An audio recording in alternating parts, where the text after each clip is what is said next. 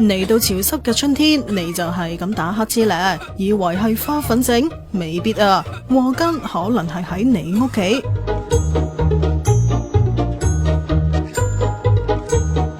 睡房張床、梳化，甚至係車廂座椅、地氈，同你晚晚攬住瞓嘅毛公仔，通通都可以係塵蟎嘅安樂窩。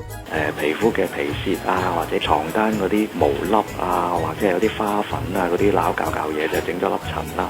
咁塵蟎就係食塵嘅嚟到去生活啦。佢嘅分泌物咧係會造成我哋嘅人類咧對佢敏感嘅。咁包括咗常見嘅咧就係鼻哥敏感啦、呼吸道氣管敏感啦、眼睛敏感啦，同埋皮膚敏感。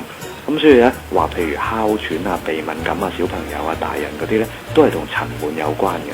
咁塵蟎嘅特點咧，就係我哋差唔多唔能夠完全排除佢，因為四圍都係塵噶啦，只可以將佢減少啫。佢話塵蟎抹唔走，噴殺蟲水都冇用，最好就係定期清潔，例如用強力吸塵機，水濾式嘅效果就更加好。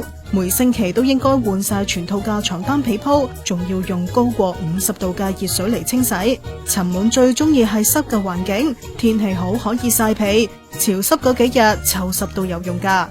屋裏邊咪放咁多舊報紙、雜誌同毛公仔啦。醫生仲話，床單揀針數高嘅布料，相對難啲會儲低皮屑，塵蟎就更加冇埞匿啦。